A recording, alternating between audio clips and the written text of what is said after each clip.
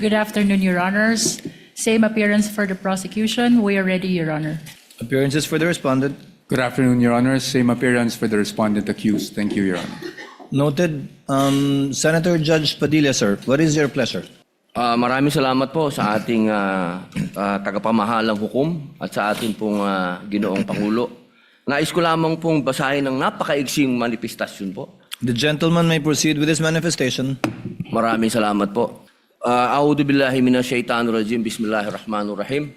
Alhamdulillah rabbil alamin.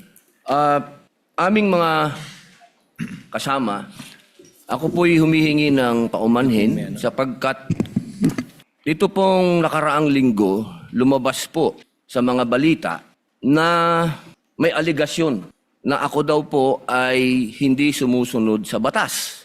Ito po ay nakalulungkot para sa isang senador, sa isang senator judge, ang masabihan na hindi sumusunod sa batas. Samantalang nung tayo po ay merong mahal na saksi dito, pinaalala po natin sa kanya na harapin ang batas. Noong nakaraang linggo, ang atin pong kaibigan na ombudsman, ang sinabi po ng mahal na ombudsman na ako daw po ay hindi sumunod sa kanilang pasabi na mag-file ng aking counter affidavit. Nakakalungkot po ito sapagkat hindi po ito totoo. Inaamin ko po sa inyo kung ICC lang, hindi po talaga ako susunod. Hindi ako magpapasakop sa ICC. Pero dahil ginagalang ko po ang ombudsman, dahil siya po ay aking kaibigan na itinuturing, dahil nagkaroon na po kami ng napakahabang kwentuhan sa aking opisina nung siya po ay kalihim ng hustisya, nag-file po kami. Ito po, hawak ko po ang original. Dahil sa akin po, importante ang original. Ito po ang original, nakalagay po dito. Nag-file ako. Nakalulungkot po na pati ang media ay nakikisama sa ganitong klaseng propaganda na ang isang senador ay hindi sumusunod sa batas. Isang senator judge. Ito po, maaari ko po kayong bigyan ng kopya, mga mahal kong kasama, para mapatunayan na hindi ko po kayo ilalagay sa kahihiyan. Ako po ay nag-submit ng aking counter affidavit. At ganun din po, humihiling din po ako sa aking mga kasama, lalong-lalo na po sa aking kaibigan, Ginoong Pangulo, na sa mga ganitong pagkakataon, hinihingi ko po na tulungan din po ninyo kami. Na maipaliwanag din po namin sa media na meron din po kaming mga pagkakataon na ipagtanggol din ang aming sarili at kami wag husgahang kaagad na kami hindi sumusunod sa batas. Yun lamang po, Ginoong Pangulo at tagapangulong hukom. Maraming salamat. Senators Erwin Tulfo, Senator Judge Alan Cayetano, thereafter Senator Judge Tito Soto are recognized. What is your pleasure, Senator Judge Erwin Tulfo?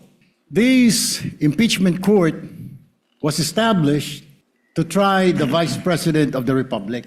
Ang punto ko po rito, kasi napapansin ko po ilang araw na nagagamit po natin ang impeachment court, ang oras po ng impeachment court sa pagpapaliwanag. Naintindihan ko po ang posisyon ng aking kaibigan, si Senador Robin Padilla, yung kanya pong frustrations.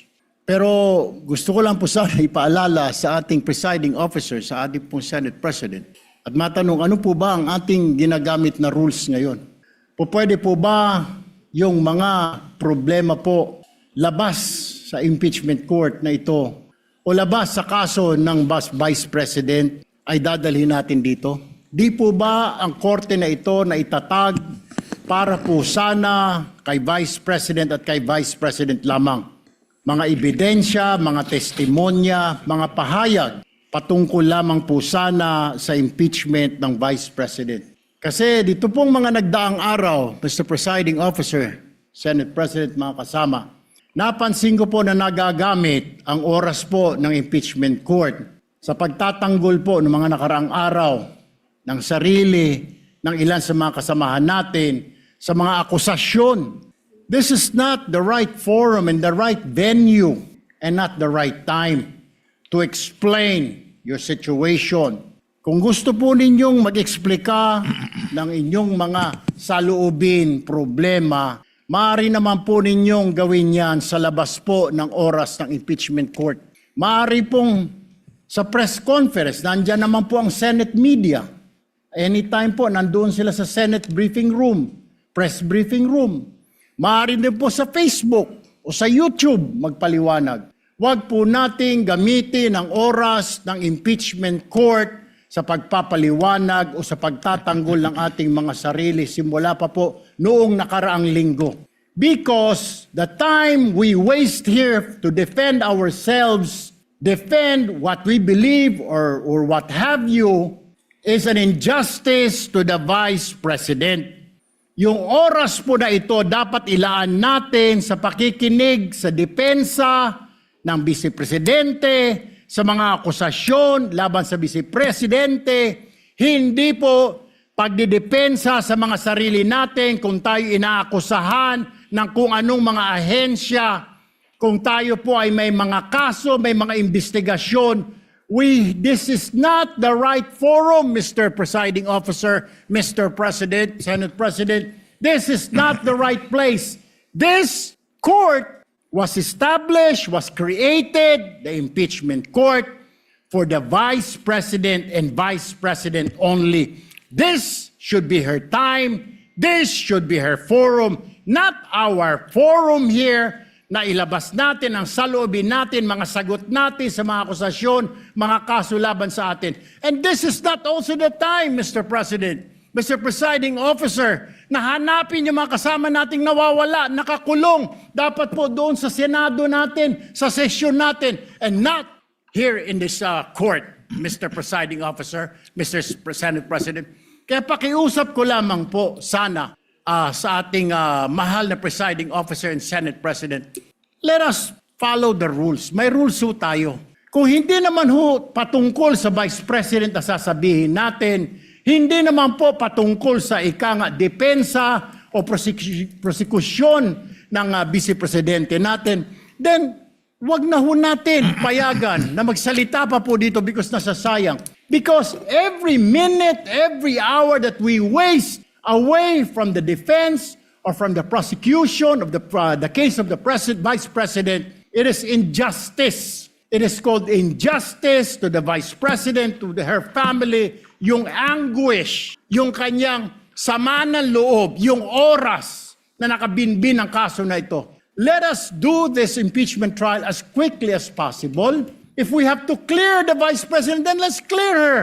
If we have to prosecute, then prosecute her with the evidence kung meron. Not waste our time kung ano-anong sinasabi natin dito to protect ourselves, to defend ourselves. This is not the right forum, Mr. Presiding Officer. Kindly wind up, Mr. Senator Senate Judge President. Erwin Tulfo. This is not the right forum for us to defend ourselves. Bring it somewhere else. Bring it to the press. Bring it to the social media, but not here. Thank you, Mr. President. Yes, Senator Judge Alan Cayetano is recognized. Thank you. I'm happy. You may proceed, sir. I'm happy I finally heard Senator Judge Erwin Tulfo is concerned about the justice or injustice to Vice President Sara. That's good news. Regarding the waste of time here, sabi ni Senator Joker Arroyo, it is useless to argue a legal point with a non-lawyer. When Senator Marcoleta brought that up here, nagkaroon ng commotion. Senator Miriam stood up here many times and said, kaya ka nga nagpo 4 years na law school at nagbabar. So let me give my own interpretation. The impeachment court is formed with lawyers and non-lawyers. And we interact, and it's for everyone, and we're equal. But if there's an engineer here or a doctor, and they talk about medical principles, I have to either study and argue on medical principles. Hindi ko pwedeng sabihin, hindi, ganito lang yan, logic lang yan, etc. Diba? So, ang legal principle natin today is simple, integrity ng court. So, allow me to mention that to the people and help educate my colleague here. The integrity of the court and the justices or judges is always relevant. So if the Supreme Court or COMELEC, Court of Tax Appeals, Sandigan Bayan is being heard and the judges are being threatened, you give them time. So we cannot take the impeachment out of context. May nangyayaring flood control scandal, may nangyayaring gulo sa Team Unity na hindi na united ngayon. we consider Senator Marcoleta and Senator Jinggoy political prisoners, weaponized yung Blue Ribbon Committee at weaponized yung ano. So Mr. President, hindi tama na sabihin na I wasn't, after we brought up the problem with NBI, they doubled down, naggumawa pa ng task force. I mentioned 2 colleagues sa Salian, I didn't accuse them. Sabi ko lang, just like Vice President Sara, just because tumaas ang Salian, can we already ask for the BIR, for the AMLA and the bank accounts? So sabi ko, yan ang i-discuss namin sa Monday. Nag-react na, nag-accuse. I did not take up your accusations here today. Si Secretary Vince Dizon, 3 beses na nag-verify sa Taguig. Sinabi na 3 beses na walang ghost. Ngayon, i-verify ulit. I wasn't going to bring that up, but then i-question ninyo si Senator Padilla. It was all over the news na hindi niya inintindi or he snubbed the ombudsman. I was going to stand up before Senator Erwin stood up just to say, may registered mail. So nung una pa lang, 5 minutes si Senator Tulfo, so I'll take the 5 minutes also if you don't mind. The gentleman may proceed and Yes. kindly be mindful of the time. Yes, I will now. So I'm just saying, Senator Padilla just stood up to say, sumusunod siya sa batas, tapos. Kaya humaba to, dahil nga, hindi importante ata dito yung integrity ng judge. Lastly, kaya sinabi kong it's useless to argue a legal point. Ilang beses ko na narinig dito. It's our job to clear or prosecute the Vice President. Hindi po. It's our job to try and to decide. It's the prosecution's job to try to prosecute, and it's the defense job to convince us na wala. Our job is to try and to decide. And when you decide, you acquit or you convict. Why is that important? These are legal terms. Hindi pwede yung nanonood na law student ngayon sasabihin, trabaho pala ng judge to clear or to prosecute. Thank you, Mr. Presiding Officer, Mr. Senate President. Yeah, thank you, Mr. President, the presiding officer. I do not have 4 years of law, but I have 29 years of lawmaking. And I move that the manifestations of that we have heard be referred to the Senate proper. Ito pong kasuotan natin sa mga oras na ito, hindi lamang po ito nire-represent ang impeachment ng ating pangalawang Pangulo. Ang nire-represent po nito ay ating karapatan bilang mga Pilipino at unang-una na ang due process. Ito po yun ang ibig sabihin. Kaya ikaw ay pangalawang Pangulo, ikaw ang Pangulo, ikaw ay Senator Judge, ikaw ay magsasaka, ikaw ay mangingisda, kailangan may due process. Yung pong nangyari sa akin, na ako po ay nahusgahan na kagad bilang Senator Judge, ang pinaglalaban po natin integridad ng korte na ito at ng mga Senator Judge. Kaya sana po wag nating kalimutan na ang bawat Pilipino ay may karapatan, lalong-lalo na sa usapin na ikaw, ako, sa oras na ito, ay Senator Judge. Yun lamang po, napakaiksi lang. Due process, mga mahal kong kaibigan, mga mahal kong kababayan, maging prosecution, maging defense, sa ating lahat, wag nating kalimutan. Pantay-pantay tayo sa batas. Maraming salamat po. Earlier, former Senate President Soto moved that these matters be referred to the Senate. This is precedent, actually. During the Estrada impeachment trial, the father of Senator Cayetano, Alan, Senator Rene Cayetano, made a manifestation regarding a case that was supposedly being prepared, a criminal case to be filed against him. It was raised in the impeachment court, but ultimately the impeachment court agreed that the manifestation was referred to the Senate as a legislative body. So there is precedent for this. Yes, the court allowed then Senator Rene Cayetano to make his manifestation, but eventually it was resolved that the matter be referred to the Senate as a legislative body. So we move for the previous, yes, we call for the previous question, Mr. President. Senator Judge Cayetano. I think the presiding officer ruled that we will take it up later on, but if Senator Judge Pangilinan will insist, then I have to object on a point of order. Rule 6 says, the last part, the provisions of the rules of the Senate and the revised rules of court shall apply suppletory whenever applicable.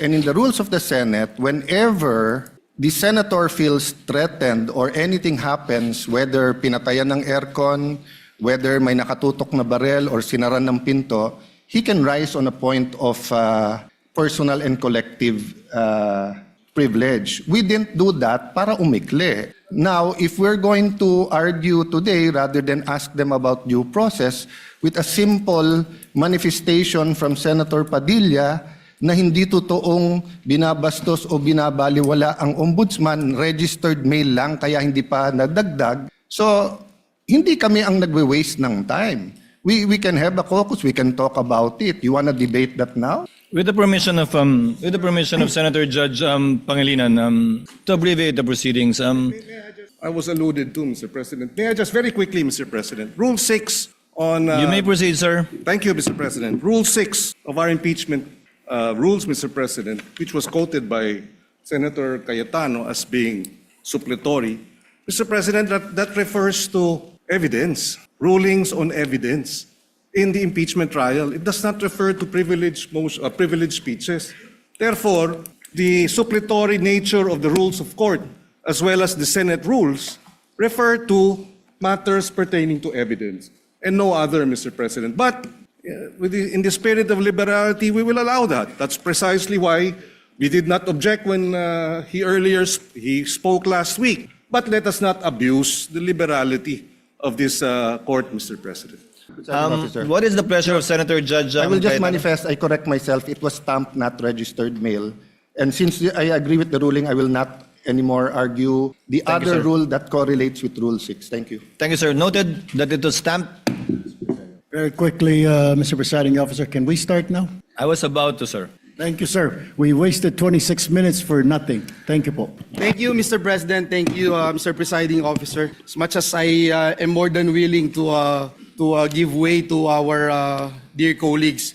But Mr. President, before I make I inquire and pose some questions to the prosecution and the defense, may I also raise something, Mr. Presiding Officer? Gusto ko lang pong malinawan tungkol po dun sa procedural aspect, Ginoong Pangulo, dun sa motion na ito. Kasi sa regular courts, hindi naman po unusual na ang isa pong motion ay i-grant in part at i-deny in part. Depende po sa legal and factual basis ng bawat relief na hinihingi po, Ginoong Pangulo. So, pwede ko po bang malinawan lang, Mr. Presiding Officer, tama po bang sabihin, ganun din yung kapangyarihan ng ating impeachment court? Maaari po ba na suriin ang bawat hinihinging sabina ng magkahiwalay at magpasya po batay sa legal at factual basis ng bawat isa sa halip po na tratuhin ang buong motion bilang isang all or nothing proposition?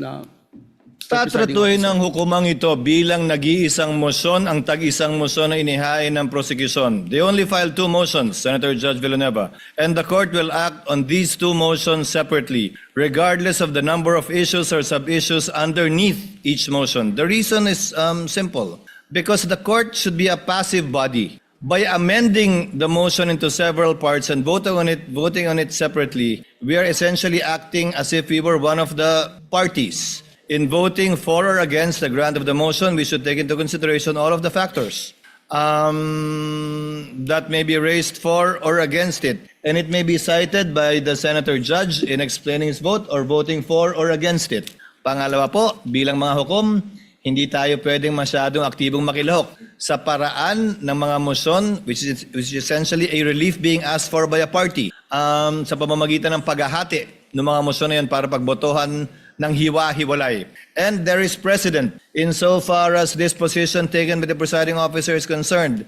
In the impeachment of the late former Chief Justice Corona, where then Senate President, presiding officer Enrile ruled that the ruling of the chair on motions are indivisible and may only be appealed in toto and not in part. Thank you, Mr. Presiding Officer. And it's clear to me now, despite the fact, Mr. Presiding Officer, Your Honors, that if there would come a time na for example, sa isang sabina, may sinasabina na sa asawa o sa korporasyon na hindi naman relevant at material doon sa kaso, yun lang po, Ginoong Pangulo, ang ating nagiging reservation tungkol po dito. Ngunit naging malinaw po sa akin na magiging isang desisyon lamang doon sa dalawang motion na inihain. Tag-isang desisyon Tag-isa. kada motion, pero pwede, gaya ng nasabi ng kagagalang-galang na hukom na senador, na pwedeng hindi ibigay yung lahat ng korteng ito. Pwedeng iba lamang, parte lamang, at hindi eksakto ng hiningi niya. Pero yun ang Pwede. pagpapasyan na bilang isang nag-iisang motion. Marami pong salamat. Naging mas malinaw po sa kinatawan na ito ang ruling ng ating presiding officer. May I start raising some questions, Mr. President, Mr. Presiding Officer, to the two parties, Mr. Presiding Officer, just for the guidance of the court, and I think it's important that we distinguish between two separate procedural questions. Una, kung dapat po bang i-produce ang hinihinging records, at pangalawa, kung ang mga records na iyon ay magiging admissible, at kung anong evidentiary weight ang dapat ibigay sa kanila. So, let me start by asking our lead prosecutor, Congressman, to our dear Congressman, would it be correct, sir, to say that the issuance of a subpoena merely compels the production of records and does not by itself amount to a ruling that those records are admissible, relevant, or entitled to evidentiary weight, Your Honor? Before the member of the panel for prosecutors answers, he's not the lead prosecutor. The sorry. question is addressed to the Honorable Representative Chel Jokno, who is a member of who is part of the panel of prosecutors who will be answering your questions. And for the record, too, on the part of the respondent, I think it's Attorney Poa Attorney Poa. who will be answering. That's correct. Thank Your you. So that we don't Sir need to identify each one each time anymore for the record. Thank you. The Honorable Jokno may respond to the question of Senator Judge Villanueva. You may proceed, sir, when you're ready. Thank you, Your Honor. Good afternoon to all the members of this honorable court. Naisagot na po ata yan ni dating presiding Judge Juan Ponce Enrile dun po sa Corona impeachment case. And if I may quote just a brief portion from what he said, I would like to explain that the resolution of this court was simply to authorize the issuance of a subpoena. And whether those evidence subpoenaed are admissible evidence, given the fact that they apparently appeared in violation of existing laws, is a question that must be resolved in due course. So ang ibig po sabihin, ang hiling lang po ng prosecution ay may labas ang ebidensya, pero wala pa po tayo dun sa punto kung tatanggapin ba nitong hukuman ang evidence na yun, kung siya po ay admissible o hindi. Maraming salamat po sa inyong tugon, Representative Jokno. Kaya po, nilahad ko po yan nang sa ganoon, maitanong po natin ang defense panel, if that distinction is correct, would the defense still maintain that the mere issuance of a subpoena is by itself already prejudicial to the respondent even before the court has ruled on admissibility or weight? Yes, Your Honor. Good afternoon, Honorable Senator Judges. Yes, while we agree with the position of the prosecution na hindi pa naman pinag-uusapan ang admissibility sa puntong ito, what we are questioning is really yung subpoena mismo po. Dahil sa ating pananaw, ang isang subpoena, at hindi lang sa ating pananaw, but even under jurisprudence, meron pong requirements bago tayo makapag-issue ng subpoena para maging valid yung subpoena na yun. At yun po yung napag-usapan natin nung nakarang linggo na definiteness and relevance. Ngayon, yung twin requirements na yun para po sa pananaw ng depensa ay lacking in this case. And that is why we maintain our position as regards opposing itong request ng prosecution sa pag-issue ng subpoena.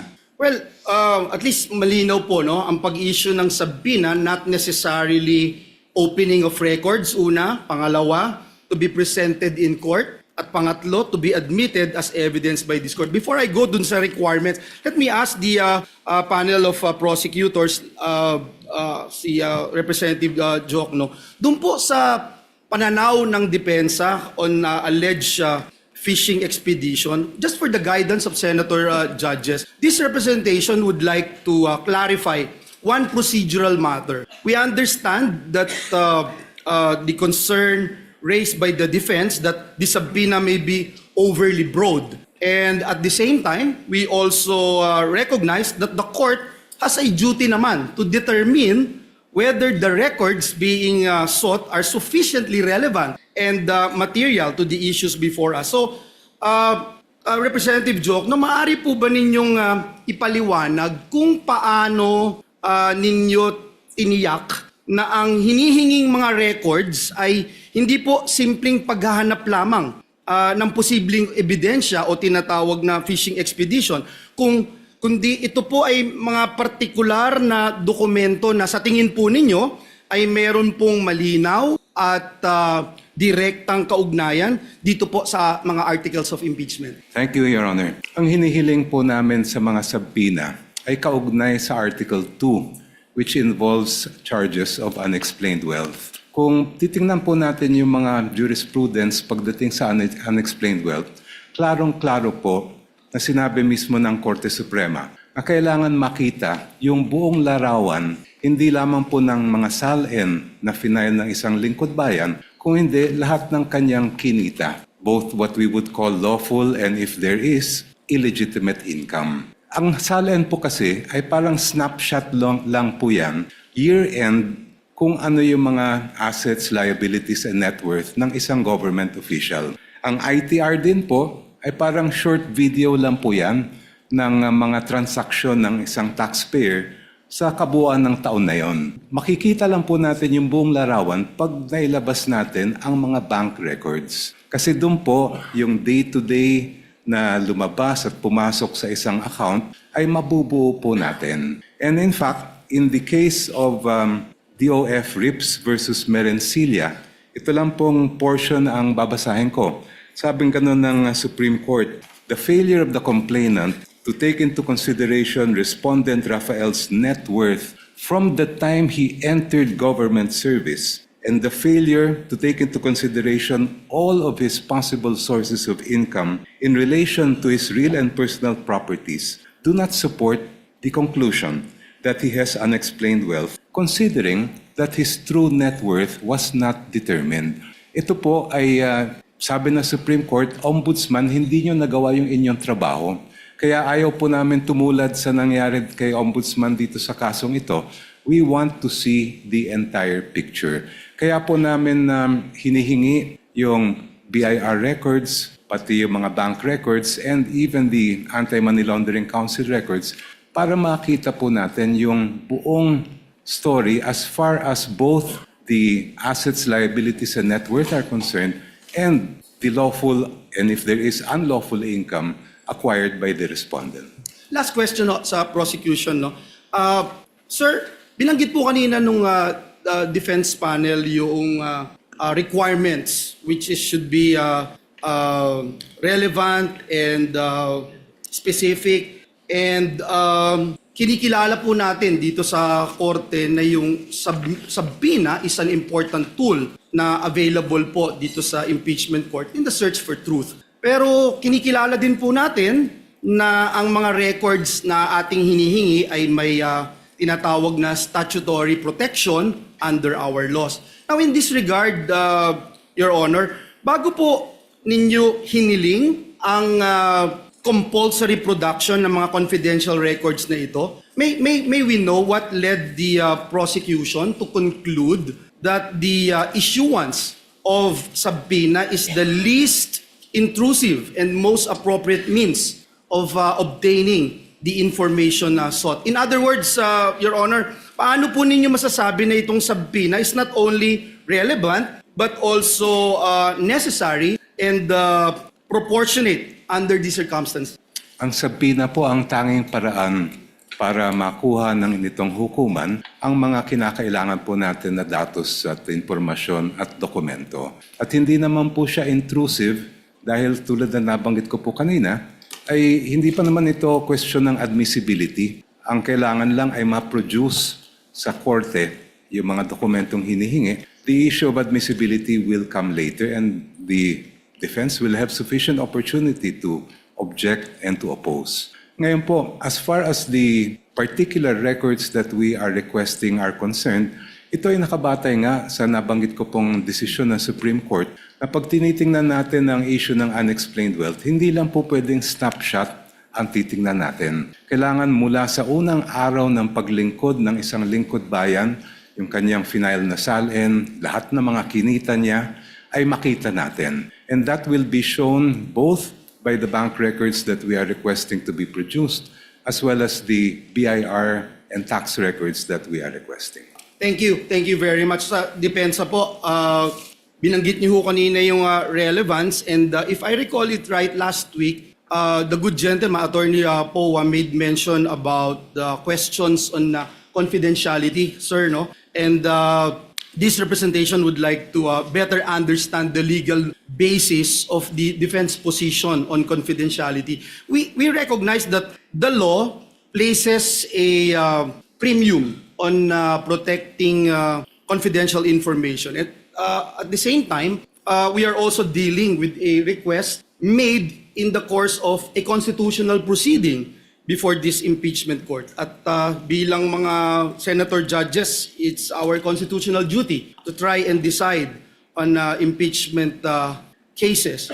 Mr. Defense Counsel, yung Section 8-A of the Anti-Money Laundering Act, binanggit niyo po ito last time, which prohibits the disclosure of confidential information. How should this apply to records sought through a subpoena issued by the impeachment court? Because as I read, Your Honor, Section 8-A, it imposes confidentiality, but it does not expressly create an absolute privilege against the subpoena. There is a distinction between an authorized disclosure and production pursuant to a lawful order of a constitutional body. So, again, my question, Your Honor, where exactly in Section 8A does it say that AMLC may refuse a lawful subpoena from this court, Your Honor? Thank you for that question, Your Honor. Unang-una, sagutin ko lang po yung pretense ng inyong tanong, no? Sabi nyo, this is a constitutional body, hindi po ba? And as we all know, there is an old legal maxim that the spring cannot rise over the source, no? Ibig sabihin po nun, while the impeachment court is a constitutional creation, it cannot go up over and above the Constitution itself.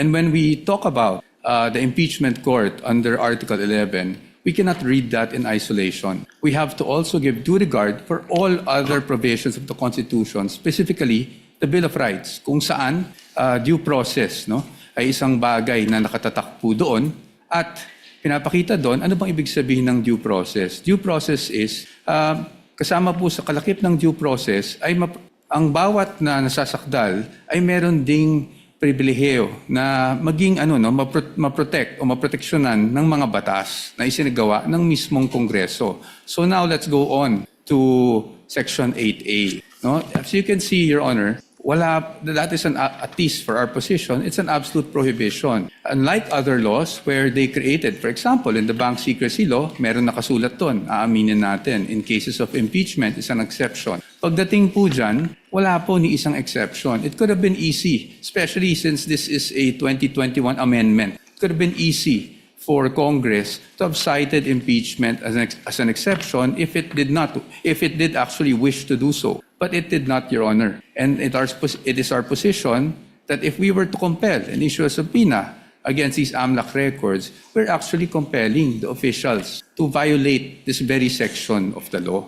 And that is why we are saying na pagdating sa 8A, absolute po yan. It does not say that there's any exception if any court processes are actually issued to compel the production of these documents. Precisely because ang nasa loob po kasi ng mga records ng AMLAC are intelligence. No? And that's why it's confidential.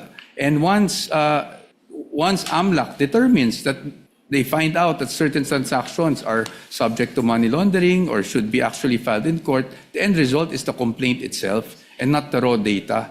And that is why, Your Honors, as to the raw data or the information that they receive, Yan po ay strictly confidential under 8A. Thank you for that. Again, I would like to put on record that I was trying to look at that particular section 8A, and I don't see anything that says this court would not have any prerogative as to whether or not we can subpoena bank records. But let me move forward.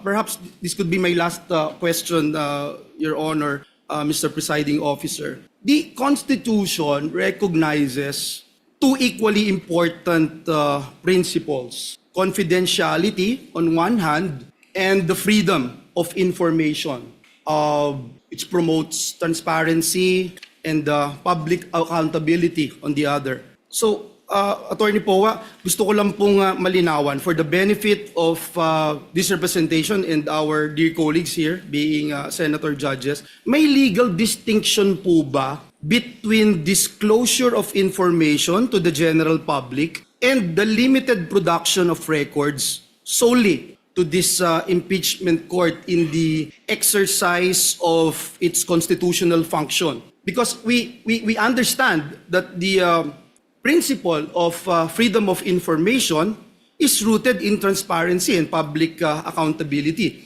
especially po when the conduct of a public officer is under constitutional scrutiny. Now, if confidentiality is the concern, would you agree, Attorney Powa, that this impeachment court can impose safeguards on the use and disclosure of the records? Kung maaari naman po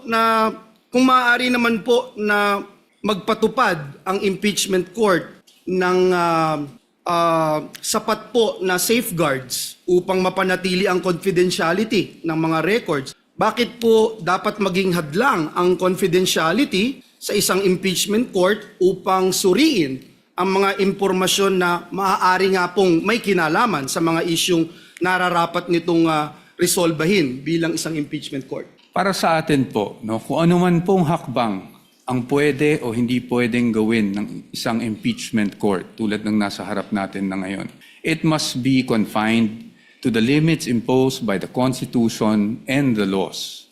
So kahit sabihin po natin, we are not against transparency. I just want to make that clear, Your Honors. We are not against accountability. But again, as I've mentioned last week, hindi naman porket po that we are all looking for accountability ay transparency, ay isasantabi na lang po natin kung ano ang mga karapatan, hindi lang para sa impeachable officer, pero para kahit sinong Pilipino na nakasaad sa batas, including absolute confidentiality in terms of AMLAC reports, which we are pointing to. So para po sa atin, nakikita ko yung punto po ng ating hukom, na paano kung mag-impose na lang tayo ng certain conditions. However, Your Honors, those certain conditions may be allowed for other records, pero pagdating sa AMLAC po, absolute po kasi yung prohibition. And if we were to amend or at least suspend the provision of 8A, then it is as if this honorable court is actually doing some sort of judicial legislation, because we are technically suspending this law for a specific person na hindi natin pwedeng gawin sa iba. That is why, ang sa akin lang po, ang sa amin, sa punto ng depensa, is paano po yun? Meron po bang instances na papayagan na lang natin, isantabi natin yung batas, at merong instances na hindi?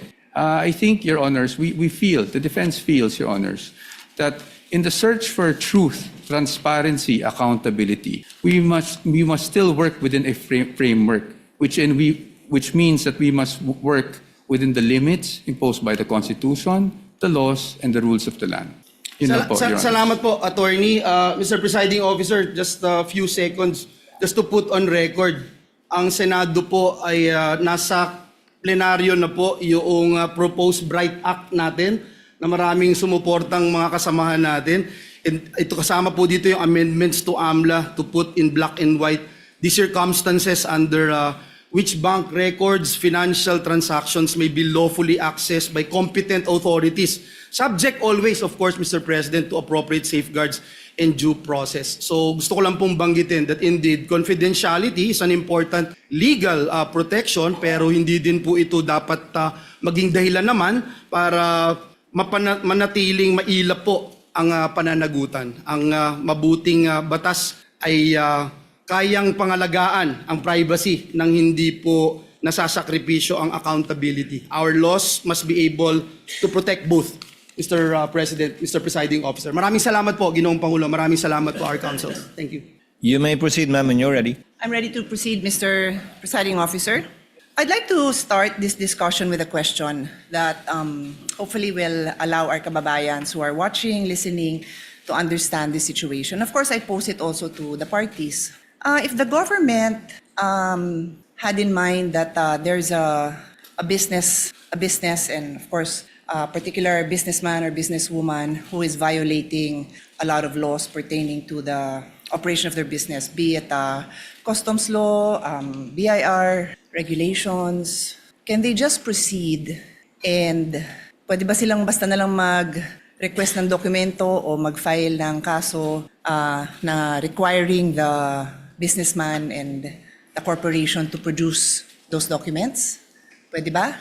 So yun ang pag-isipan natin, no? Kasi yun ang tanong eh. Similarly, ginagawan ko lang ng ibang analogy para maintindihan ng mga kababayan natin. So this is the essence, dear colleagues, parties, of the principle of due process. This is ingrained in our Constitution. Totoo po na may karapatan ang gobyerno at obligasyon ng gobyernong patakbuhin ng maayos ang gobyerno, but it is always with due respect to the rights of every individual Filipino. That is the right to life, liberty, and property. So bago mo sagasaan yung right to life, liberty, and property, siguraduhin mo lang na may basehan ka. Yun lang naman ang sabi. So of course, ako, gusto ko talaga na maayos ang patakbo ng gobyerno para if somebody's life is also in danger, then government has to step up and prevent somebody's liberty. Kasi nga, sinasagasaan niya yung life and liberty ng ibang tao. So it's a balance, no? I think we can all agree it's a balance. So I want to go straight into a landmark case and I will ask both parties for their legal opinions on it kasi it is a legal proceeding. Pero gawin nyo lang simple para hindi masyado complicated para sa mga nakikinig sa atin. So in the landmark case of Stonehill versus Diokno, 1967 pa po to, karamihan ng mga lawyers hindi pa pinapanganak. The importance of due process was highlighted and the Supreme Court discussed 2 points. General warrants are void. Sabi ng Supreme Court, a warrant must be issued on probable cause for one specific offense and must particularly describe the thing being seized. So kailangan particular ang description dun sa warrant. Warrants that leave it to the discretion of the officers serving them to decide what to seize or general warrants are outlawed by the Constitution because they place the sanctity of the home and privacy at the mercy of prosecutors. So sinabi dito na kailangan specific. Take note warrant ito ha. So naman ang pinag-uusapan natin. Alam ko po yun. Pero I'm pointing it out kasi ang magiging tanong ko later on is kung relevant ito sa kaso. Okay? The other principle that was established in Stonehill versus Diokno was the exclusionary rule. Evidence obtained through an unconstitutional search is inadmissible for any purpose in any proceeding. Ito po yung tinatawag na the fruit of the poison tree. Pag nakuha mo yung information dun sa bawal na paraan, kung ano yung information mo, bawal ipakita yon. And this is where I need to get guidance from the presiding officer. If I'm allowed, I don't have to name names, to share the discussion that we had in caucus para lang mabanggit ko na ito yung mga provisions of law na napag-usapan. Am I allowed to do that? Would you like me to approach you? Please let me know because I will abide. Basically, because ang nangyari is we had our own discussion and I want to mention the provisions of law that we discussed. I don't have to mention names. The lady may proceed. Okay, thank you. So, tungkol dito sa exclusionary rule, ulitin ko, fruits of the poison tree, dun nga sa aming very open discussion, and I thank many of our colleagues who were I think we engaged in a fruitful discussion for some, not for all. I think yung iba talagang gustong makipag-debate at di-debate kasi gusto ko rin matuto, no? I think all of you will attest na I also wanted to learn from all of you kung anong perceptions nyo sa batas, kung ano din yung sinasabi ng mga abogado nyo. So dun sa fruits of the poison tree, sabi ko, kung yung pinanggalingan ng mga dokumento bawal na kunin ng basta-basta, then paano mo gagamitin? And meron kasing observation na lumabas na kasi yung documents na yon sa House. So nakita na ng publiko sa House. So sabi ko, pero if I will look at, and this is where I will pose the question to all of you, no? Medyo layered so pasensya na sa medyo complicated. Yung isang concern ng defense na nabasa ko is that hindi nag-allege ng ultimate facts. Hindi klaro kung ano yung naging kasalanan at hindi na-identify ng maayos itong facts na to that lead to a conclusion of law. So wala daw yun. Later on, I will ask both parties again to also clarify that. But the point is, kung walang basihan yung paglabas ng ebidensya na yon, it is the fruit of the poison tree, then you cannot use it. So yun yung importante dito kasi I'm sure nakita nyo no sa korte kahit sabihin nyo pong sa mga legal drama na na-throw out, the case is thrown out because na-violate ang due process. So that's the discussion I want to have. I want to hear both ha. Wala akong kinikilingan dito. I'm just explaining na yun yung argument ng defense na walang due process, kulang at why prosecution would you say na nasusunod yung due process. And before I give the floor to the parties, yung sinabi kong kaso na Stonehill versus Diokno, very interestingly, involves the esteemed father of our colleague, Congressman Prosecutor Chel Diokno. In the case of Stonehill versus Diokno, the father of Congressman Diokno was the Secretary of Justice. And in this case, the government, through the Secretary and other prosecutors, suspected that Harry Stonehill and his associates and several corporations that they controlled were violating central bank laws, tariff and customs laws, Internal Revenue Code, and the Revised Penal Code. So nag-request sila ng issuance of search warrant. At ang gusto nilang tingnan is books of accounts, financial records, vouchers, receipts, ledgers, etc., and other documents showing all the business transactions. Stonehill and the other petitioners filed a petition before the Supreme Court arguing that the search warrants were general warrants because they did not particularly describe the things to be seized. So, general pa pala yun. Books of accounts, financial records, receipts, general pa pala yun. And the Supreme Court ruled that indeed, general warrants are void. Warrants must be based on probable cause. Nasabi ko na yun, ano? And then the case also adopted the exclusionary rule holding that evidence seized under an unconstitutional warrant is inadmissible. So, I now pose my questions. Applicable po ba ang kaso na ito, Hill versus Diokno, as far as the prosecution is concerned? And then also for the defense, applicable. Take note, I've read most of the pleadings. Well, all of the pleadings, mahahaba sila. I kinda know your answer, but sa dami, I like to hear it again. And I think, of course, karamihan ng kababayan natin did not read it. So explain natin sa kanila because this is a landmark case. Kung ikaw ay law student na magbabar, ito yung mga kasong titingnan mo. So malay mo, matanong yan sa bar. So nakatulong man lang tayo dun sa mga bar students na maliwanagan sila. Baka mamaya trick question to. Is it applicable or not? That is my question. I will sit down and then I will come back for my next. Thank you. Thank you, Your Honor. If I may be recognized. The member of the panel of prosecutors may proceed to give his answer. Thereafter, the counsel for respondent may do so as well. Iba po ang konteksto ng search warrant na naging main issue sa Stonehill versus Diokno. Sa konteksto po natin na subpoena ang pinag-uusapan.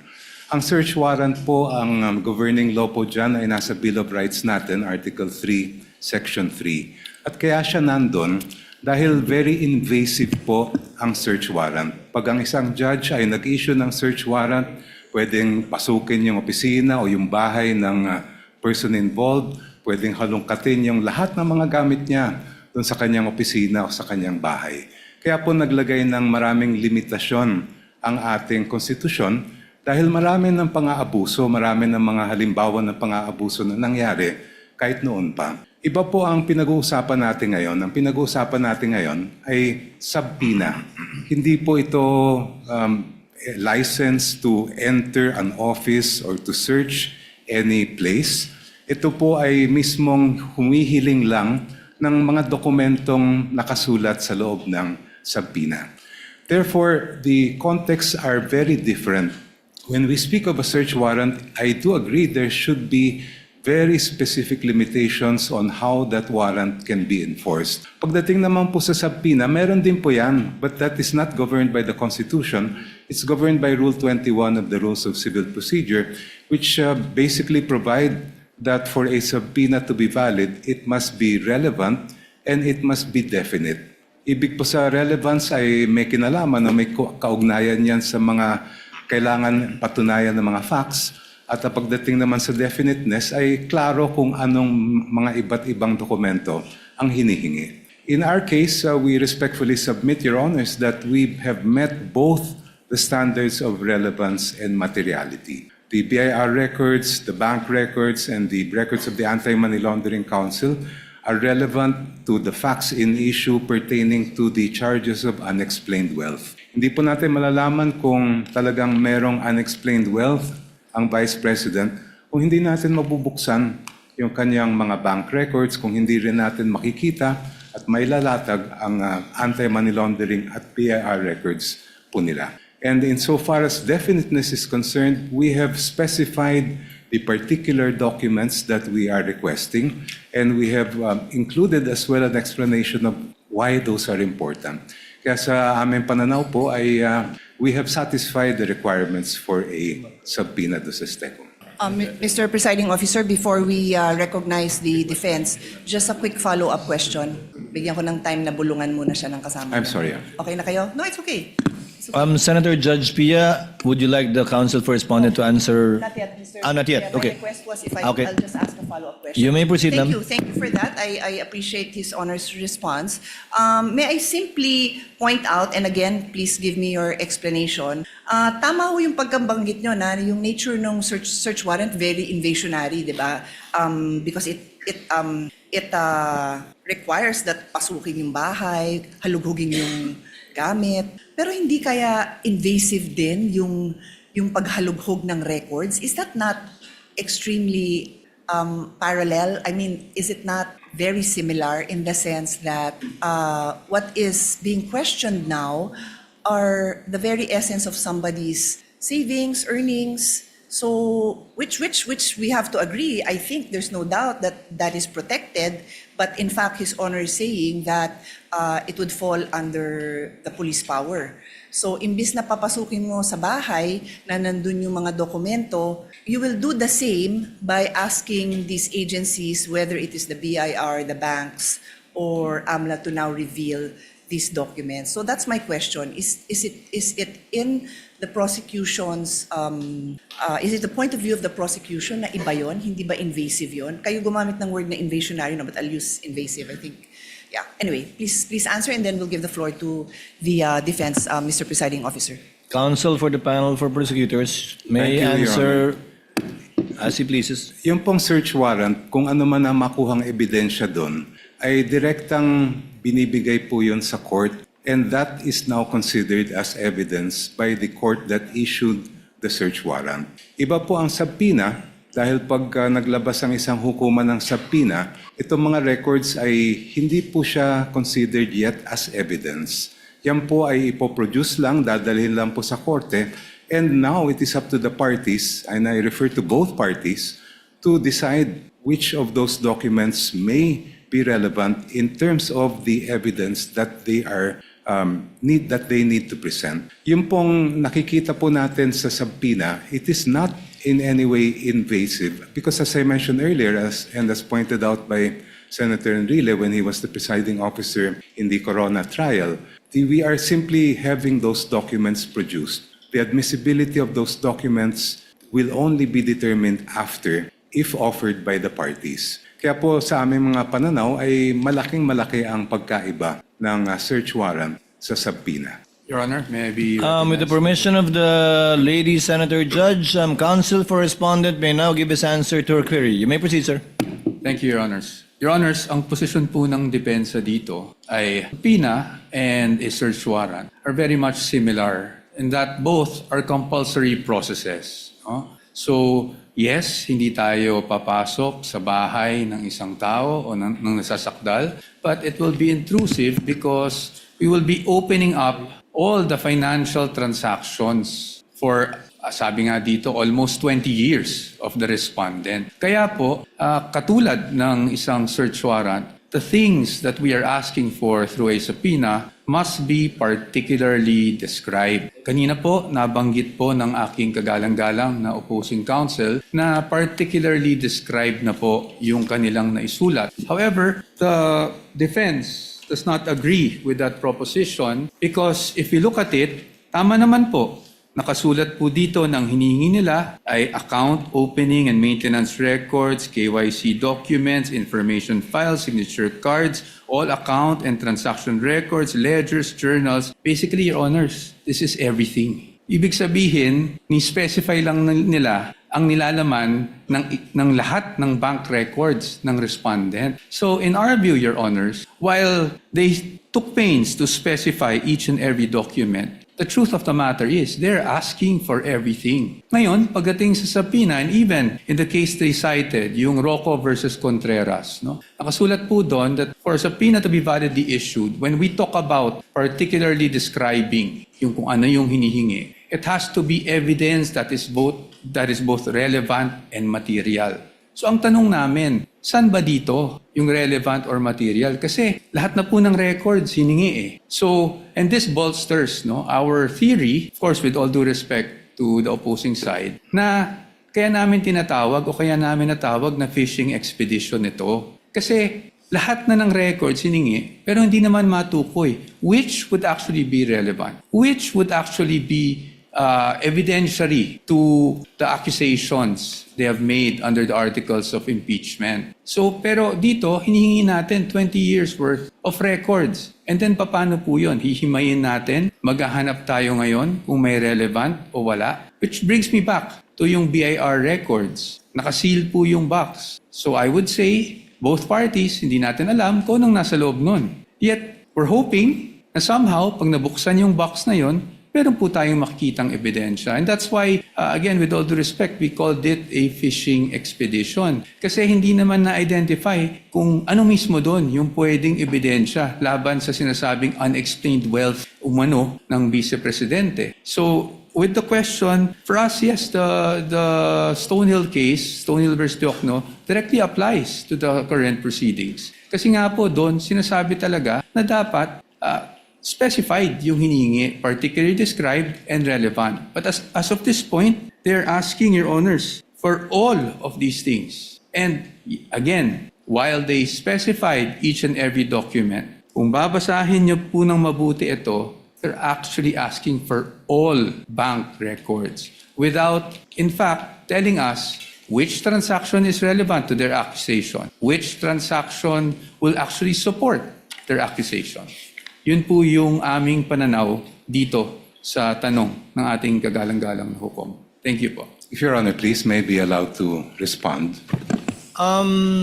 Hold on, counsel for the panel of prosecutors. Senator Judge Pia is the one asking the questions. Unless it's not a debate between the two counsels. You're merely responding to answers from questions by senator judges. I actually prefer not, pero alam mo na, baka sabihin naman na may bias tayo pag di ko naman pinayagan. Di payagan. no, I defer to... Senator Judge Pia, you asked the question, they answered. It is not for the opposing counsel to answer points raised. They had that chance when they did their oral arguments, rebuttal and surrebuttal. You may proceed with your question, Senator Pia. Sige, my question is, what is your question? Or what is your comment? Go ahead.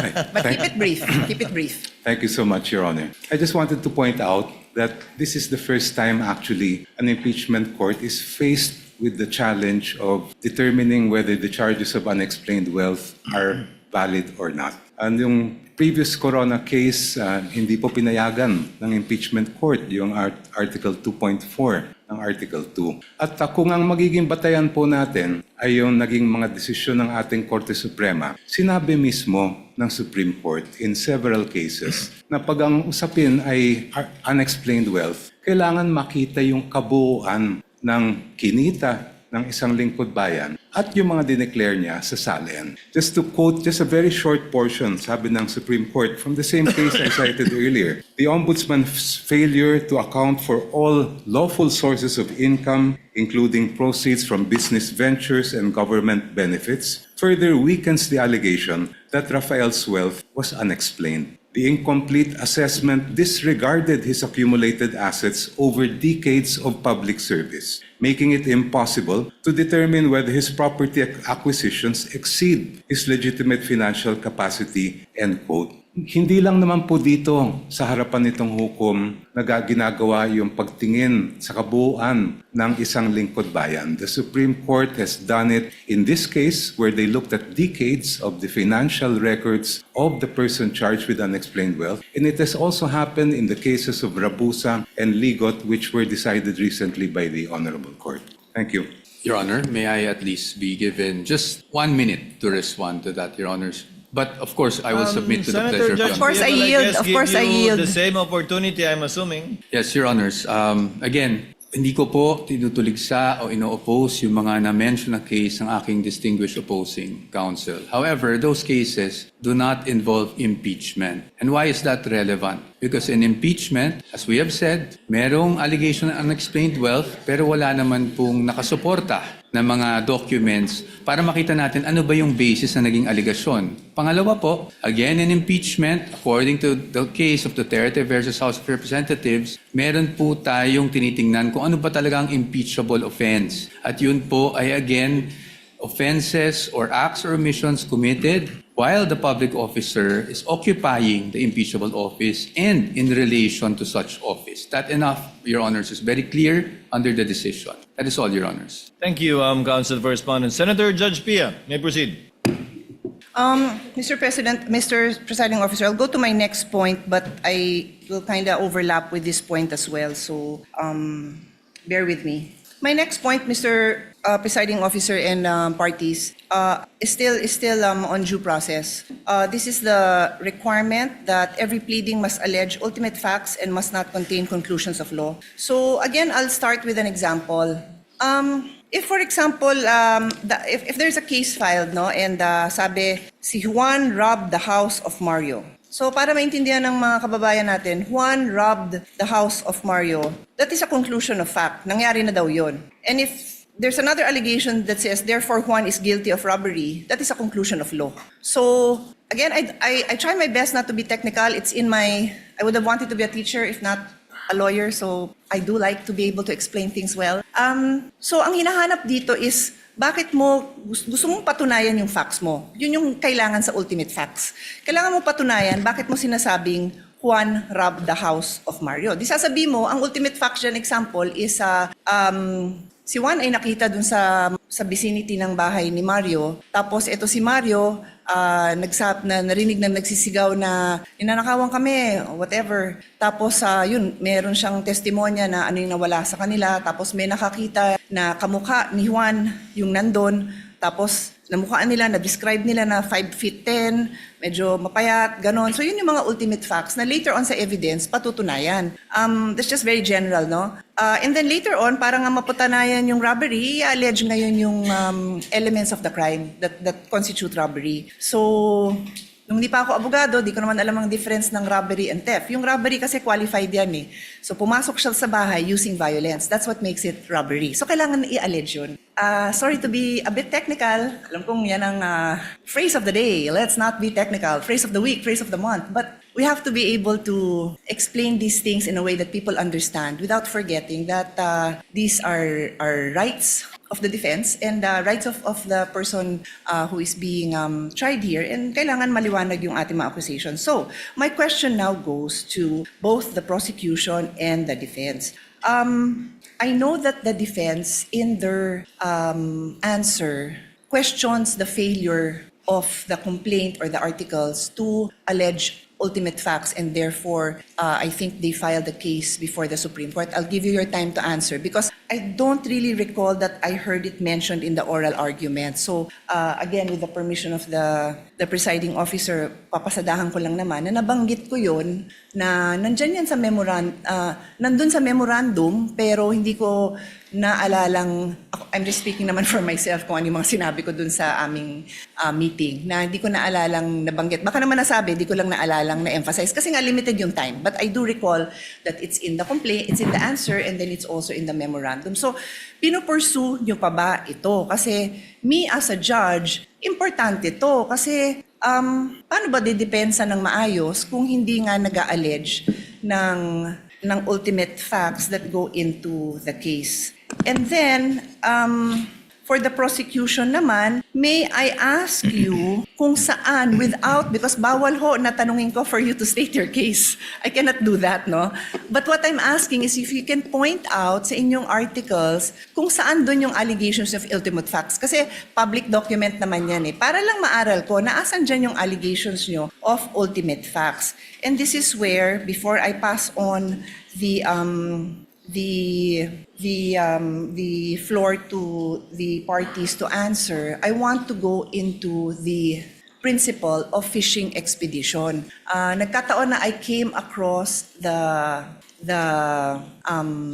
trial that we had for former Chief Justice Corona, and lumabas yung issue na yon. Sabi ko, eksakto ito yung pinag-aaralan natin for today. Yung fishing expedition, and no less than the defense had to explain it in Filipino kasi sabi, baka hindi alam yung ibig sabihin ng fishing expedition, pangingisda ba daw yun? Parang hindi naman daw yun yung translation, no? Pero ito yung naghahagilap ka ng ebidensya kasi wala kang ebidensya.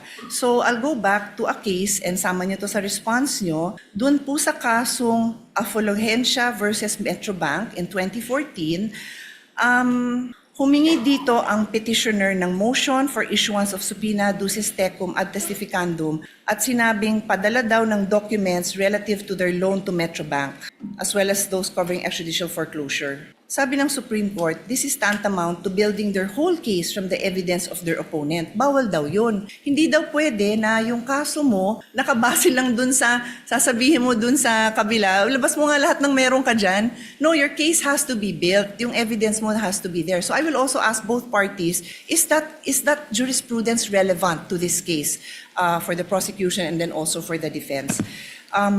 And then let us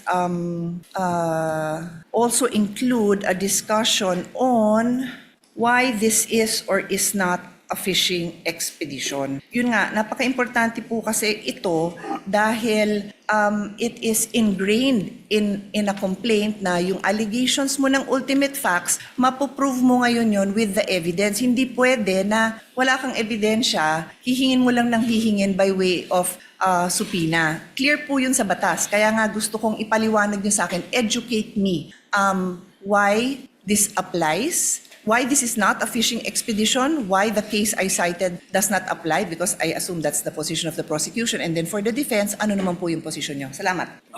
The counsel for respondent will give his answer first with respect to the question of Senator Judge Pia on ultimate facts as well as on fishing expedition. Thereafter, counsel for the panel of prosecutors. You may proceed, sir, when you're ready.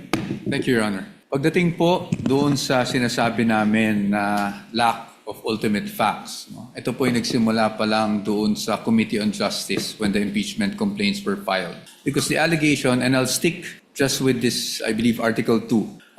Pagdating po kasi doon, there was an allegation of unexplained wealth. Pero wala pong nakasulat kung saan nila nakuha, ano yung basehan ng unexplained wealth na yon. Ano yung act na ginawa ng Vice Presidente, kailan yon ginawa. So sa amin, para masabi nilang nagkaroon ng unexplained wealth. Ang basic, if I may remember, was really just the fact na yung SALN niya ay lumaki from 2007 to 2025, which sa aming palagay does not show any factual allegation whatsoever, except for the fact that it grew bigger over a span of 20 years. Pangalawa, wala rin pong naka-attach, which I mentioned in the oral arguments last week, na kahit anong ebidensya or kahit supporting document man lang, huwag na nating tawaging ebidensya. Supporting document that will support any allegation whatsoever of unexplained wealth. And that is why, nabanggit ko rin, na after the allegations were made, and this is even more significant, after the respondent had filed her answer, na tinawag pa nga nilang non-answer, doon lang po naghanap ng mga ebidensya na sakaling makasuporta dun sa aligasyon na iyon. That's very important for us because we had already filed our answer before AMLAC documents were suddenly produced with the issuance of subpoenas, before the BIR box were concerned, that we are concerning ourselves with was presented before the Committee on Justice. Nasa panahon na yun, tapos na po kami sumagot.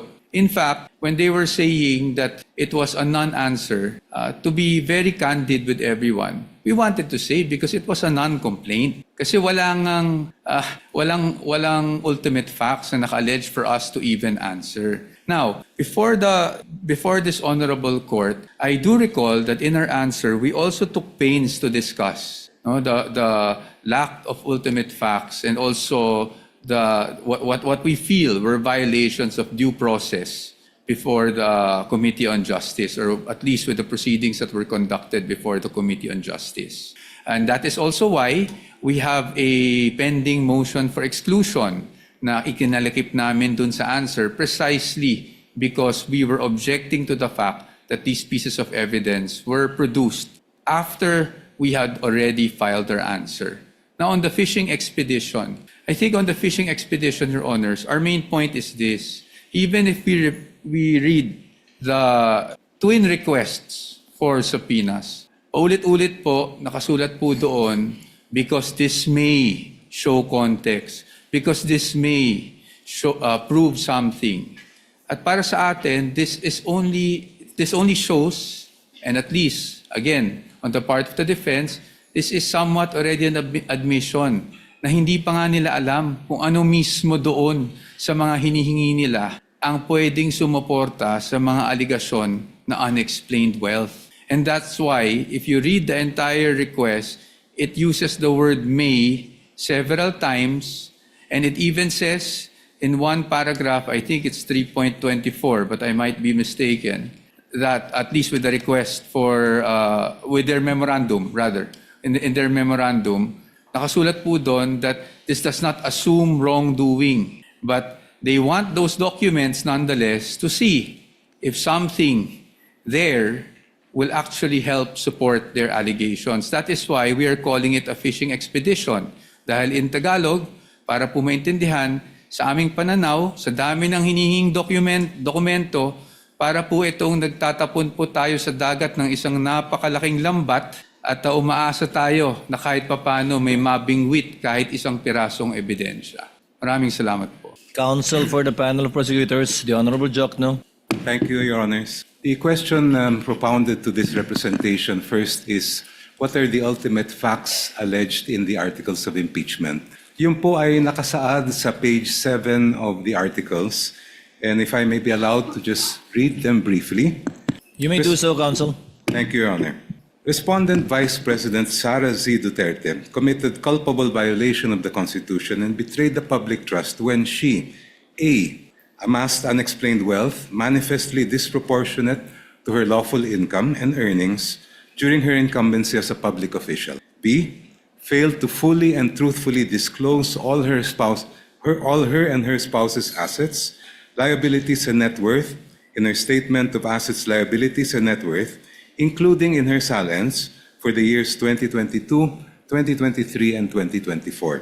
And C, failed to divest and instead willfully continued all her business interests during her tenure as Vice President for the years 2022, 2023, 2024, and 2025.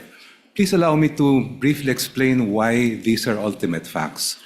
Ultimate facts are basically the essential factual elements that make up a party's cause of action or defense. Halimbawa po, pag murder, treachery, evident premeditation, lahat ng mga kinakailangan ng batas para mapatunayan na murder po siya. In our case, we are alleging, first of all, unexplained wealth. And based on the jurisprudence, the elements of unexplained wealth, the factual elements are amassing unexplained wealth, manifestly disproportionate to one's lawful income and earnings during one's incumbency as a public official. So, nasatisfy po namin yung requirement na pag-allege ng ultimate facts or essential factual elements sa tatlong bagay na po ito. The evidentiary facts follow in the succeeding pages of the articles. Doon po namin dinitalye kung ano yung mga iba't ibang paraan kung paano nakuha o naamas ni Vice President, yun ang sinasabi natin na unexplained wealth. On to the issue of fishing expedition. Yung pong fishing expedition po ay halimbawa may sabina na baka sakali meron tayong makita. Yun po ang ibig sabihin ng fishing expedition. When the party requesting information does not know what might be produced and just as an off chance tries to use that instrument in order to gain evidence that may be used against the other party. Dito po, malaki ang pagkaiba ng sitwasyon. Maalala po ninyo, during the hearings before the Committee on Justice, the Executive Director of the Anti-Money Laundering Council testified and produced documents showing that from 2007 up to the present, 6.7 billion pesos ang dumaan po sa account ni Vice President Sara Duterte. On that basis, and if we go deeper into that report, it says that during the period from 2007 to 2013, during the time that she served as mayor and vice mayor, umabot po sa halos o lampas 3 bilyong piso ang dumaan sa kanyang mga accounts. So may basehan po tayo para ipalabas ang bank records. We are not just guessing that there is something there because the AMLA itself has confirmed that there were covered and suspicious transaction reports submitted to them in those amounts that I mentioned. Malayo po ang fishing expedition sa ginagawa ng prosecution dito po. If we had no basis at all, if we did not know what was in the AMLA reports, ayun po, maaring sabihin na fishing expedition.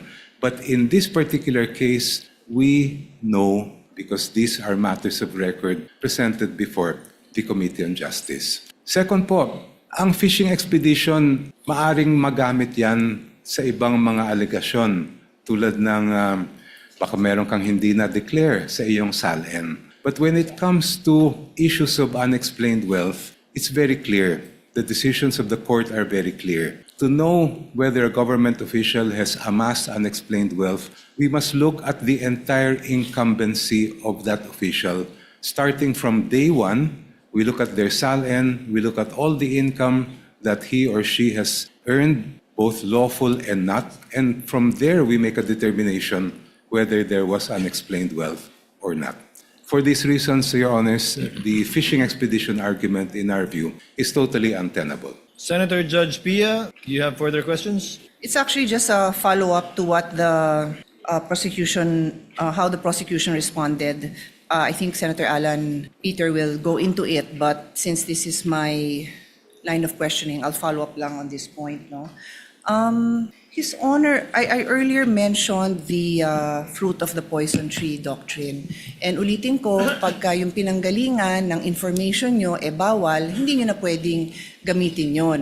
So, His Honor said, I'm referring to Congressman Prosecutor Chel Jokno, they know the contents of the AMLA report, something to that effect, because it was presented in the impeachment hearing in the House. That is correct, right? That is your statement? Yes, Your Honor. Yes, oo. And I asked my question, and again, I will give both parties the opportunity to respond.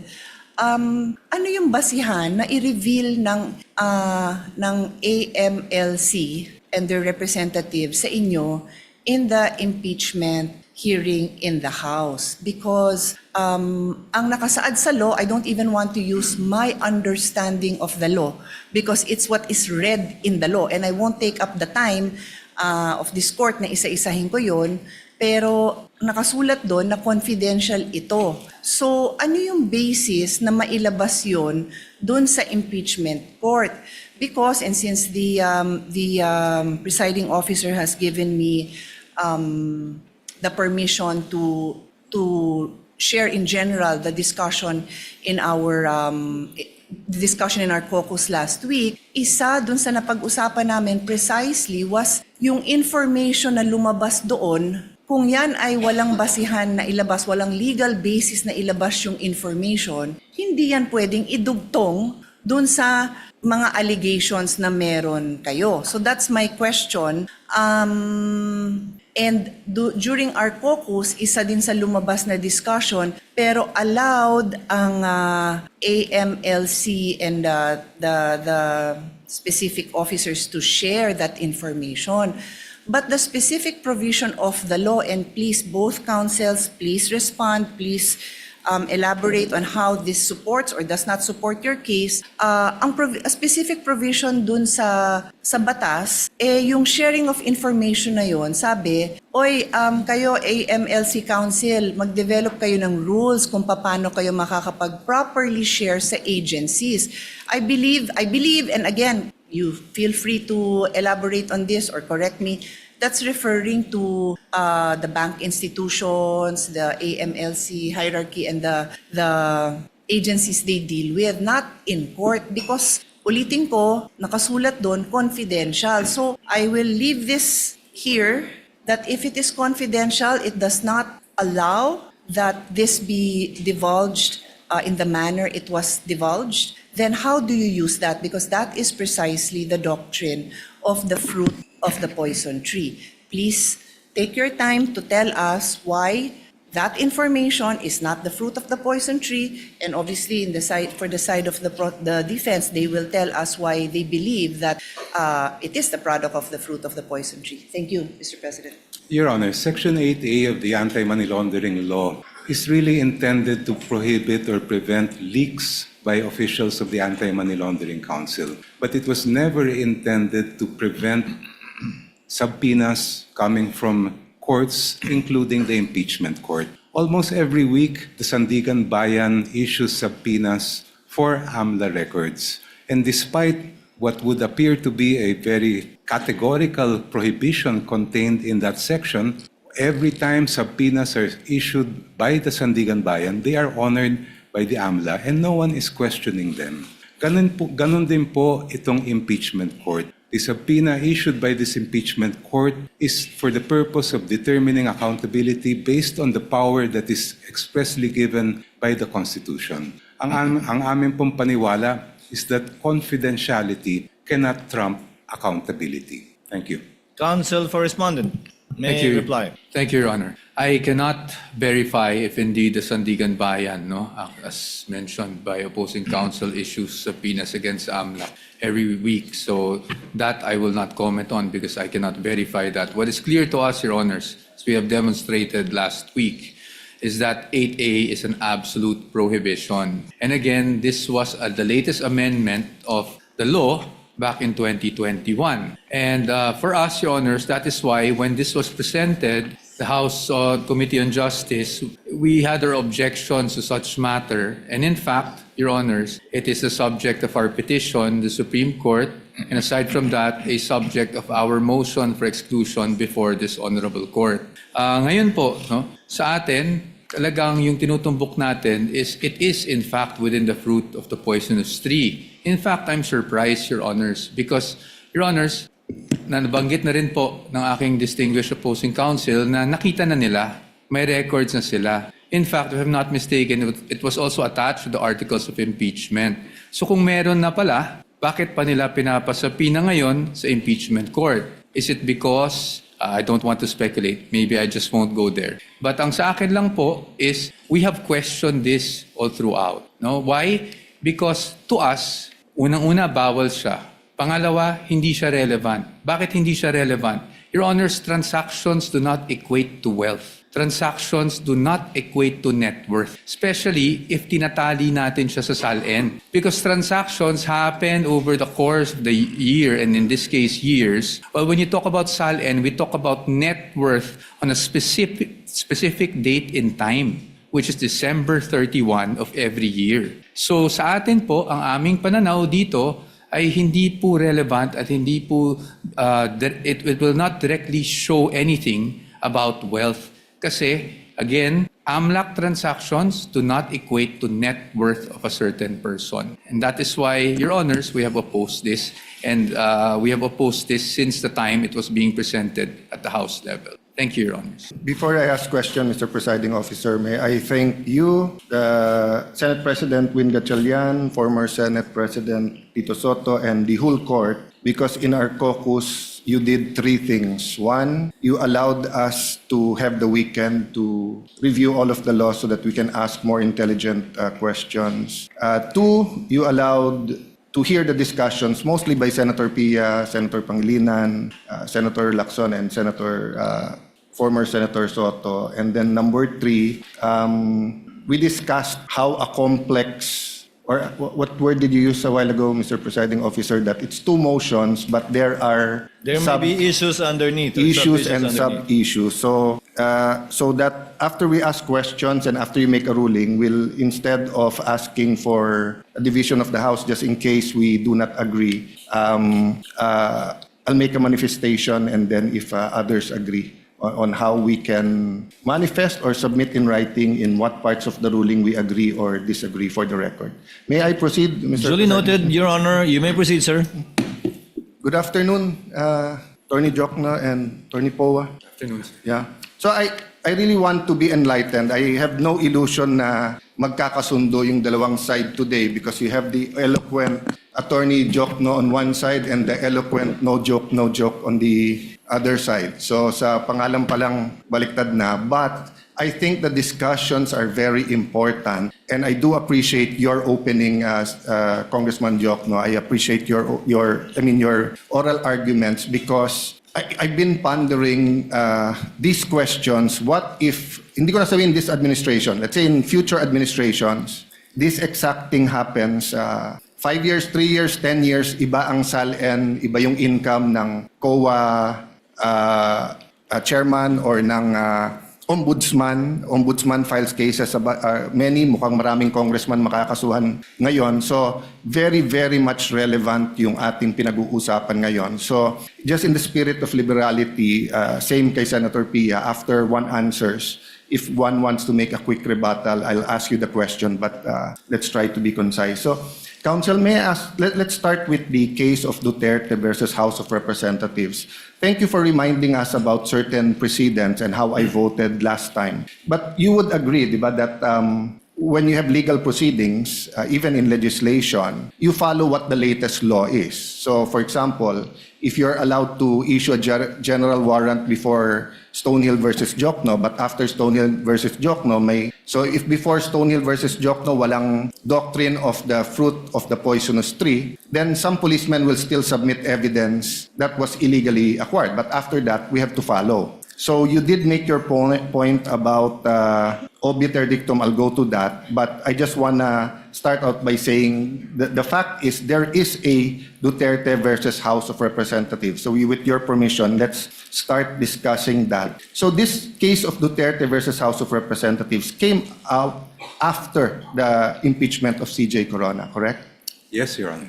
And the two elements was discussed in this case. The act charge must be impeachable under Article 11, Paragraph 2 of the Constitution, and 2, the act committed must be committed during the term of the impeachable officer. You commented on that. Can you elaborate or give your stand regarding, I think you agree with letter A, right? That the charge must be an impeachable offense. I mean, we all agree on that, right? Well, I would distinguish, Your Honor, please, between what we would call ratio decidendi, or the rule in that particular case, and obiter dicta, which are side comments or incidental remarks made in the opinion of the court. If we are speaking of the ratio decidendi of the Duterte versus House of Representatives case, I would have to disagree that it relates to the statements that you mentioned. My understanding of that case is it really relates to the first mode of impeachment and the procedures that must be followed, the one-year ban provided in the Constitution, how that will be applied when impeachment complaints are filed by at least 1/3 of the members of the House of Representatives. Yung pong nabanggit nila that the basis of any charge must relate to the incumbency of the official, in my view, that is obiter dicta, not necessary I for the appreciate your decision of answer. the We'll go case. to that. But regardless of the Duterte versus House of Representative ruling, we do agree with letter A. The act charge must be an impeachable offense under Article 11(2) of the Constitution. I would agree, but if Yes. I may be allowed to just qualify No, this is just a that. general. It's not a trap question. So, No, Your diba, Honor. so the officer has to be impeachable, and the act charge should be an impeachable offense. And since you have betrayal of public trust, that's quite broad. No? So this is not a trap question. This is just laying the basis. But go ahead if you want to comment on that. Yes, the acts charged must constitute an impeachable offense, and that power to decide what is an impeachable offense is lodged exclusively with this honorable court. Okay. So you disagree that part of the ratio decidendi is the act must be committed during the term of the impeachable officer. Thank you for bringing it up now, because I think all throughout the trial, especially in the articles where we will bring up acts before 2022, this discussion will be relevant, no? So by discussing this, it will pass upon the whether or not including proof like bank records, financial documents before her term can be inquired into. The prosecution says it cannot, right? Because you believe it's an obiter dictum. I'm just restating. You can say it in your words. You believe that the statement that the act must be committed during the term of the impeachable officer is not the law of the land. It's an obiter dictum. In the first place, if Your Honor, please, that was not the exact statement of the court. Okay. The court said the basis of the charge must relate to the incumbency of the Okay. impeachable official, Yes. which does not rule out the presentation of evidence of acts or omissions that occurred before the person became an So impeachable let's officer. take the judicial notice of the, as you said more eloquently and correctly, that the acts, no, during her term. So can you define, you defined this in your opening statement, but for the sake of this discussion, an obiter dictum is what?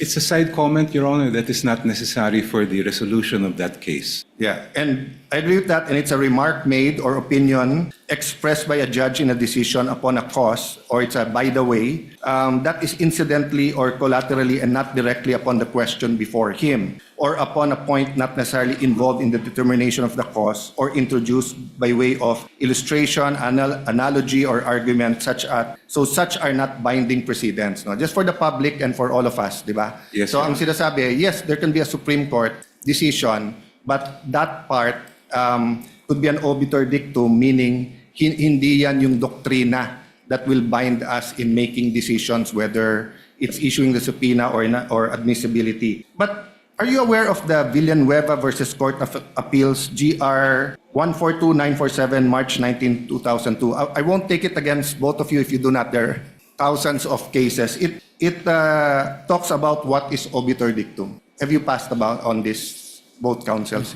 For me, Your Honor. Yeah, so the prosecution characterization of the requirement that the basis of the charge must be for impeachable acts or omissions committed in relation to their office during the current term of the impeachable officer as an obiter dictum. But in the Court of Appeals, in Villanueva versus Court of Appeals, in that case, the Supreme Court held an adjudication on any point within the issues presented by the case cannot be considered an obiter dictum, even where the point is only incidentally involved. So we agree if it's incidental, pwedeng obiter, but if it's on point within the issues, sabi ng Villanueva case, it is not. So long as it is presented and decided in the regular course of the consideration of the case and led up to the final conclusion, or is a statement as to the matter of which the decision is predicated. The court added that a point expressly decided does not lose its value as a precedent because the disposition of the case is or might have been made on some other ground, and that where a court decides several points, none of such points can be regarded as having the status of a dictum. And one point should not be denied authority merely because another point was and more dwelt on and more fully argued and considered. So going back to the Duterte versus House of Representatives, the requirement that an impeachable act be committed in relation to their office and during the current term was not a remark made by the way. The Supreme Court and Bank laid it down as one of the enumerated principles that due process requires, which is the very ground on which the ruling was predicated. Even if the court also struck down the 2025 impeachment complaint based on the one-year bar, so this is the question, does it not render the due process requirement laid out as a mere obiter dicta, or because it's based on due process, regardless of the mode of initiation, regardless of the mode of how the articles of impeachment got here, isn't due process still a requirement? If I may be recognized, Yes. Your Honor. Counsel for the panel of prosecutors may respond.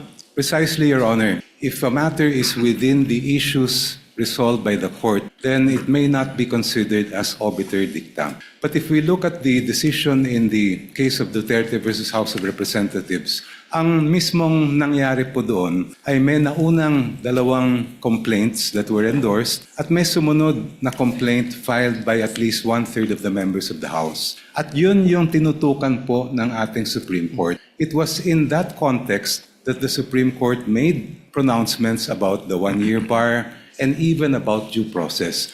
At no time in that case was it ever a fact in issue about the mode of impeachment that is involved in our case today. Ang pinag-uusapan po natin dito ay individual complaints that were then referred by the House to the Committee on Justice, heard by the committee, and then brought back to the plenary and eventually umabot po dito through articles of impeachment. So kahit may sinabi ang Supreme Court about impeachable offenses in relation to the charges, kami po ay naniniwala na hindi po yan pumapasok o sumasakop sa issues that were decided in that case. I'll not argue with you because that's not my job here. I'll follow the Pia Cayetano style and move to the defense. But just a follow-up question on that. So I respect your belief on that. But my point is, the legal principle of due process applied to that mode, is it not logical that it's the same legal principle on due process even if you use another mode? First of all, if Your Honors, please, when we speak of due process, of course, there are 2 types, substantive and procedural due process. And when we speak of substantive, we're talking about protections to life, liberty, and property. Wala naman pong ganun na issue po dito sa atin because office is not a property. We're not talking about the life or liberty of the respondent. Ang pinag-uusapan po natin dito kung due process ang issue ay simply fundamental fairness. And I do believe that this proceeding does require fundamental fairness, but at the same time, it does not require that this court be hamstrung in terms of how to decide whether an offense is impeachable or not. That power is exclusively given to this court at dapat kayo lang po ang magdesisyon at magpasya kung ano nga ba yan. So when we speak of what is an impeachable offense, may kaugnayan po yan doon sa nabanggit ninyong the basis of the charge must relate to the incumbency because in our view, that is really something that each member of this honorable court will have to decide when the time comes. Yeah, later on, I'll ask you that question, whether or not, what, if ever, can the Supreme Court decide or what of their pronouncements will be applicable to this court and that. But my point is, if we're saying that pag ang mode of initiation is by 1/3 na pumirma diretso at ang nakalagay doon committed in relation to their office during the current term, wouldn't it be illogical if you use another mode and pwedeng hindi committed in relation to their office and during their current term?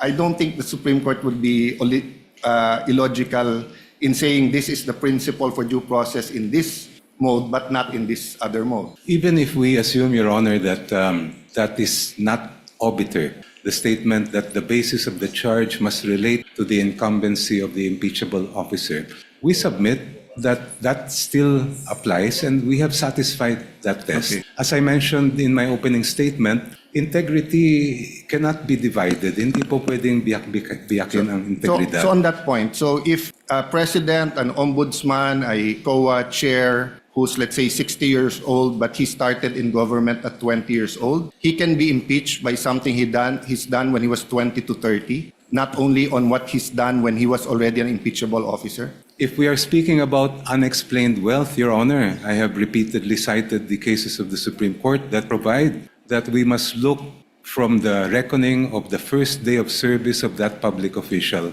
Look at all the income that person has amassed and determine whether it is manifestly disproportionate to the lawful income that he has reported. Yes, I agree in terms of holding that person liable and accountable. But what I'm saying is that, let's say he was a councilor, then he was a customs director, then he was BAR, then he's now COA. Isn't the remedy for all his other positions that weren't impeachable is through the regular courts and regular case build-up, etc. But once you're an impeachable officer, you're being held accountable during the term that you are, in fact, an impeachable officer, because usually when you're an impeachable officer, it's too hard to prosecute you the normal way. Isn't that the logic there, or you disagree, counsel?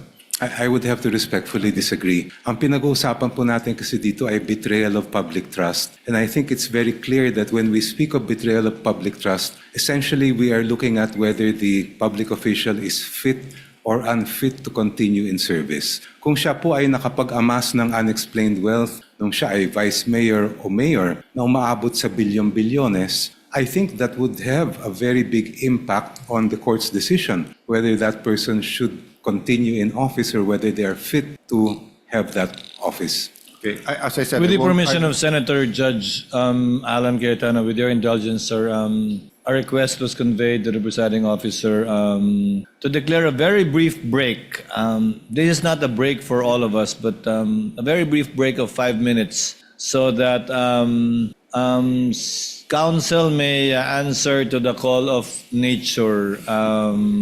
That was the message conveyed to the presiding officer, including Senator Judge Cayetano. So, Chair declares a 5-minute break. We shall resume at 4:05.